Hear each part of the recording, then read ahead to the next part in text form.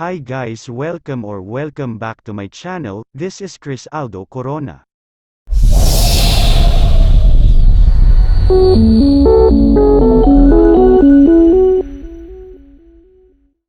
Ating pakinggan ang isang kwento ng inang mapagmahal. Sa buhay ng isang tao, hindi mawawala ang mga problema, mga pagsubok at lalo na ang mga hindi inaasahang pangyayari. Minsan, nasa itaas o ibabaw tayo at maginhawa ang buhay natin pero kadalasan sa karamihan, laging nasa ibaba at sobrang hirap ng buhay nila. Nakakatawang isipin ang lahat ng ito pero napakahirap pagdaanan. Lahat naman ng bagay ay may dahilan at hindi basta-bastang nangyayari ng walang kapalit. Ang lahat ng ito ay itinadhana sa atin upang malutasan at magsilbing pagsubok na makapagpapagaling sa isang tao. Sa isang madilim na bayan matatagpuan ang bahay nila Aling Cora at ang kanyang anak na si Jenny. Kung titignan ito ng mabuti, maliit lang ito at sakto lang para sa kanilang dalawa. Anak, huminahon ka, malumanay na asal ni Aling Cora sa kanyang anak. Anong huminahon? Wala na nga tayong makain tapos sasabihin mong huminahon. Kung hindi mo sana inuna ang walang kwenta mong trabaho, edi sana may pagkain tayo ngayon, sigaw ni Jenny. Anak, nagtatrabaho ako para may pagkain tayo, para may pangtustos ako sa pagbalik mo sa eskwelahan, para may pambayad tayo sa ilaw at tubig pati na rin sa bahay natin. Ginagawa ko ang lahat para mabuhay kita at mabigyan ng magandang buhay. Naghihirap ako, anak, para sa iyo, pero sana wag ka na ring gumastos para makatipid tayo, mahinang sabi ni Aling Cora. So sinusumbat mo lahat ng ginagawa mo? Edi sige, isumbat mo pa. Tapos sasabihan mo pa ako na wag gumastos, isaksak mo na lang sa baga mo lahat ng pera mo, tutal ayaw mo itong mabawasan, di ba? Alam mo ang malas ko, ang malas-malas ko dahil ikaw pa ang naging nanay ko. Pagkatapos niyang sabihin iyon ay lumabas na siya ng bahay nila. Naiwan namang umiiyak sa isang tabi si Aling Cora. Dalawa na lamang sila ni Jenny sa buhay dahil ang kanyang ama ay yumao na noong siya ay bata pa lamang. Matanda na rin si Aling Cora kaya medyo mahina na siya pero todo kayod pa rin siya para sa kanyang nag-iisang anak. Tanggap ni Aling Cora ang ugali ng kanyang anak. Halos nasanay na siya sa ganoong pakikitungo sa kanya ng kanyang anak, pero syempre, hindi pa rin mawawala ang sakit na paulit-ulit ng namamayani at nararamdaman ni Aling Cora tuwing nag-aaway sila ni Jenny. Mahirap pa sila sa daga pero sinisikap niyang maibigay ang lahat ng kanyang makakaya para lamang kay Jenny dahil mahal na mahal niya ito. Isang gabi, nakita ni Jenny ang kanyang mga kaibigan sa plaza at inayang makipagkwentuhan. Tignan ninyo, oh, ang ganda ng binigay ni nanay sa akin na pulse heiress, pagmamayabang ni Tina sa kanyang mga kaibigan. May namuo namang inggit sa loob ni Jenny nang makita niya ang pulse heiress ng kanyang kaibigan. Samantalang ako, hindi man lang mabigyan ng ganyan, pabulong na sabi ni Jenny. Balot-balot kayo dyan, penoy-penoy kayo dyan. Napalingon naman ang magkakaibigan nang marinig nila ang nagtitinda. Nakita nila si Aling Cora na nagtitinda ng balot at penoy sa kalsada malapit sa kanilang kinatatayuan. Napalingon si Aling Cora sa gawin nila Jenny at kinawayan nito. Di ba nanay mo yan, Jenny? Hahaha, nagtitinda pala ng balot, hahaha. Mapanuksong sabi ni Tina kay Jenny na ikinatawa naman ng lahat. Nakakahiya naman, hahaha, kaya nga hahaha. Dahil hindi matigil ang pang-aasar ng kanyang mga kaibigan ay umalis na lamang siya sa kanyang kinaroroonan at nagmadaling umuwi sa bahay. Sakto namang kakauwi lang din ni Aling Cora. Ano ba, hindi ba sinabi ko sa iyo na huwag kang magpapakita sa mga kaibigan ko? Hindi ka talaga nakakaintindi? Pasigaw na bungad ni Jenny sa kanyang ina. Anak, wala namang masama doon. Anong wala? Napapahiya ako sa tuwing nakikita kanila. Ang pangit ng trabaho mo, napakabadoy. Anak, marangal naman ang trabaho ko at hindi dapat ikahiya yon. Kahit na nakakahiya ka pa rin. Hindi na nakasagot pa si Aling Cora dahil umakyat kaagad si Jenny papunta sa kanyang kwarto. Ano ba ang nagawa ko? Napaupo na lang si Aling Cora at ipinikit ang kanyang mga mata. 2 araw ang lumipas pero hindi pa rin kinakausap ni Jenny si Aling Cora. Halos hindi sumabay sa pagkain si Jenny at laging ginagabi sa pag-uwi. Hoy tanda, gusto ko ng magandang pulse heiress, pasigaw niya sabi ni Jenny sa kanyang ina. Nagulat naman si Aling Cora dahil hindi niya inaasahang kakausapin na siya ng kanyang anak pero nandoon pa rin ang lungkot dahil ni minsan ay hindi tinawag ni Jenny na inay o nanay si Aling Cora dahil baduy daw kasi. Anak, saan naman ako kukuha ng pambili ng pulse eres? E di sa pagtitinda mo ng balot, ano ba yan, di ka na naman nag-iisip? Anak, ang pagtitinda ko ay hindi sapat sa lahat ng gastusin natin, malungkot na sabi ni Aling Cora. E di gawan mo ng paraan, basta gusto ko nun bukas. Hindi na ulit nakaangal si Aling Cora dahil umalis na ulit si Jenny, namumroblema na naman si Aling Cora kung saan kukuha ng pambili. Mahal na mahal niya ang kanyang anak at kahit na anong hilingin nito ay agad niyang ibibigay. Nang araw na iyon ay todo kayod si Aling Cora para lang makabili ng pulse eres na gusto ng anak niya. Halos hindi siya kumain dahil talagang tinitipid niya ang pera niya. Kinagabihan ay nabili niya rin ang pulse eres. Anak, para sa iyo, masayang sabi ni Aling Cora habang inaabot ang kahon ng pulse eres. Ano iyan, mataray na tanong ni Jenny, ito yung pinabibili mo. Hindi pa rin matanggal ang ngiti sa labi ni Aling Cora. Natuwa naman si Jenny sa loob-loob niya dahil sa wakas ay mabibigyan na rin siya ng pulse eres, agad niya itong kinuha at dali-daling umalis ng bahay upang ipagmalaki sa kanyang mga kaibigan. Unti-unting nawala ang ngiti sa labi ni Aling Cora nang lumabas ng bahay si Jenny. Naisip na niya na hindi magpapasalamat ang kanyang anak. Sa kabilang dako naman ay tuwang-tuwa si Jenny habang ipinagmamalaki kay Tina ang kanyang bagong pulse eres. Tina, tignan niyo itong binili sa akin na pulse eres, ang ganda-ganda, pagmamayabang ni Jenny. Talaga, baka naman pangit yan. Patangina nga, sabi ni Tina.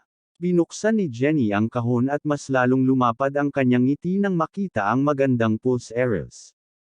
Wow, ang ganda naman yan, Jenny, talaga. Ginabi na nang umuwi si Jenny dahil naging abala siya sa pakikipagkwentuhan sa mga kaibigan niya. Oh, andito ka na pala anak, kain ka na, pagbati ni Aling Cora kay Jenny. Hindi ito pinansin ni Jenny at nagtuloy-tuloy sa hapagkainan. Binuksan niya ang takip ng pagkain at bumaling sa kanyang ina. Ano ba naman ito? Ito na naman ba ang ulam natin, itlog na maalat at kamatis? Ano ba namang buhay yan? Pag-alit na sabi ni Jenny. Anak, masarap na nga yan pagpasalamat mo na lang na may pagkain sa harap mo. Tsaka iyan lang ang nakayanin kong bilhin, pagpapaliwanag ni Aling Cora. Masarap lagi naman yan ang ulam natin di ka ba nagsasawa? Kasi ako sawang-sawa na. Tsaka bakit, di ba nagtatrabaho ka? Nasaan ang kinikita mo doon? Anak, pinambili ko ng pulse eres mo ang naipon ko na dapat sana ay ipangbabayad ko sa kuryente at pambili ng pagkain natin. Ngayon pinamumukha mo sa akin na ako ang may kasalanan, ang kapal mo din pala no? Mas lalong namula si Jenny at halos magwala na. Hindi naman sa ganun anak, mas humina ang boses ni Aling Cora. Buiset, ganyan ka naman kung hindi ka sana lumanding maaga at kung ano-ano ang ginawa mo di sana hindi ganito ang buhay ko. Inuna mo pa kasi ang mga kagustuhan mo at kung saan-saan ka pa nagpupunta tuwing gabi. Saan ka ba nagpupunta? Naghahanap ng mabibingwit, galit na sabi ni Jenny. Mabilis na dumapo sa pisngi ni Jenny ang palad ni Aling Cora, galit at pagkagulat ang makikita mo sa mukha ni Jenny dahil hindi niya aakalaing sasaktan siya ng nanay niya. Tila nabigla din si Aling Cora sa nagawa niya at mabilis na humingi ng pasensya. Pasensya ka na anak. Hindi ko sinasadya, napasobra ka na kasi sa mga sinasabi mo. Kaya ako wala sa bahay hanggang gabi kasi nagtatrabaho ako para makakain tayo ng 3 beses sa isang araw. Pasensya ka na at nasampal kita anak. Hindi ko intense iyong saktan ka. Umiiyak na sabi ni Aling Cora. Ganyan ka naman sana di na lang ako nagkaroon ng nanay.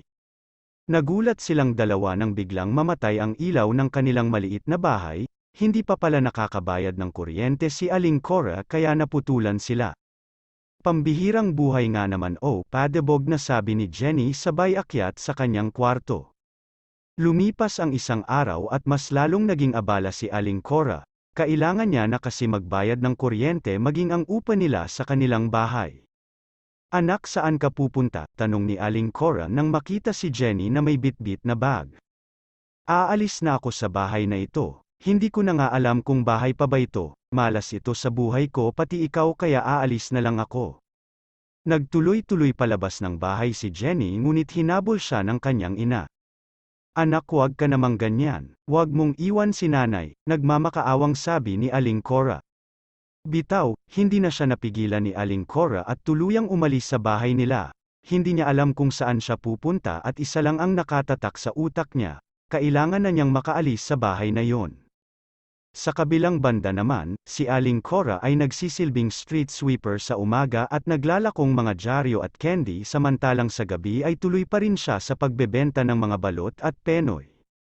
Nako, kailangan ko nang makabayad ng kuryente para pagbalik ni Jenny may ilaw na kami. Isang gabi habang nagtitinda si Aling Cora ng balot, nakita niya ang kanyang anak na palaboy-laboy na lang sa kalsada. Nabitawan niya ang kanyang mga paninda at agad na pinuntahan si Jenny pero bago siya makalapit ay may nakita na siyang sasakyang papalapit kay Jenny. Agad siyang tumakbo papunta kay Jenny para sana itulak ito sa kabilang kalsada. Jenny. Pero huli na ang lahat dahil nasagasaan na ang kanyang anak, mabilis na tumakbo si Aling Cora papunta kay Jenny at hinaplos ang duguan niyang mukha. Anak, si nanay ito, gumising ka naman, niyugyug ni Aling Cora si Jenny at pinilit na magising pero hindi na dumilat si Jenny, agad niyang itinakbo sa ospital si Jenny. Mrs., hindi na po tayo pwede, hanggang dito na lang po tayo, sabi ng nurse. Napaupo na lang sa gilid si Aling Cora habang umiiyak at nagdarasal. Makalipas ang ilang oras ay biglang lumabas ang doktor, napatayo naman agad si Aling Cora. Mrs., dederetsuhin ko na po kayo. Mahirap na po ang kondisyon ni Jenny, sabi ng doktor. Hindi ko po kayo maintindihan, sabi ni Aling Cora. Huminga ng malalim ang doktor bago nagsalita. Ganito po kasi yon, at nagsimula ng magkwento ang doktor. Napaiyak na lamang si Aling Cora nang malaman ang kalagayan ng kanyang anak. Sa kabilang banda naman ay nagising na si Jenny, idinilat niya ang kanyang mga mata ngunit wala siyang makita. Anak, gising ka na pala, pagbati ni Aling Cora. Hindi siya pinansin ni Jenny at nagumpisang magtanong. Bakit nakapatay ang ilaw? Galit na sabi ni Jenny. Hindi na napigilan ng kanyang ina na mapaluha dahil sa kondisyon ng kanyang anak. Anak, hindi nakapatay ang ilaw, anong ibig mong sabihin? Anak, bulag ka na, mas lalong napahagulgol si Aling Cora pagkatapos niya yon sabihin. Nanlumo si Jenny sa narinig. Tila hindi naniwala sa mga sinabi ng kanyang ina. Hindi iyon totoo, sinungaling ka, buksan ninyo ang ilaw, nagwawala na si Jenny kaya tinurukan na siya ng nurse ng pampatulog. Lumipas ang mga araw hanggang linggo at naging buwan pero hindi pa rin matanggap ni Jenny na wala na siyang makita. Anak, gusto mo bang makakita? Hindi pa rin nagbago si Aling Cora, naging mas mabait at maalalhanin siya. Sino ba naman ang ayaw makakita? Hindi rin nagbago si Jenny at mas lalong lumala ang kanyang pag-uugali. Sige, gagawa ng paraan ni nanay, nanahimik na lang si Jenny. Hirap si Aling Cora sa kanyang buhay, mas lalong dumami ang kanyang gastusin at babayaran mula sa bahay, kuryente, pagkain, mga utang at ang gamot nilang dalawa ni Jenny. Gustong gumaling ni Aling Cora si Jenny. Sino ba namang ina ang ayaw gumaling ang anak? Wala nga lang nahanap na eye donor kaya wala pa silang magagawa. Isang araw, umuwi si Aling Cora galing ospital na may malapad na ngiti sa mukha. Anak, maghanda ka na, may nahanap na kaming eye donor. Nagliwanag naman ang mundo ni Jenny dahil sa wakas, makakakita na siya nakaschedule ang operasyon ni Jenny ngayon dahil handa na daw ang eye donor. Anak, huwag kang matatakot nandito lang si nanay at huwag mong kakalimutan na kahit anong mangyari ay mahal na mahal ka ni nanay, naiiyak na sabi ni Aling Cora. Nanatiling tahimik lang si Jenny habang pinapakinggan ang kanyang ina. Pag natapos ang operasyon, magbabago na ako, tama na ang pagiging masama lalo na kay nanay, sabi ni Jenny sa kanyang isip.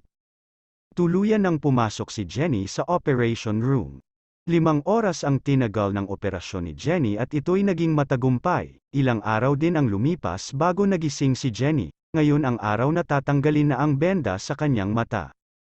Bubuksan na natin sabi ng doktor. Unti-unting tinanggal ang benda at idinilat na ni Jenny ang kanyang mga mata.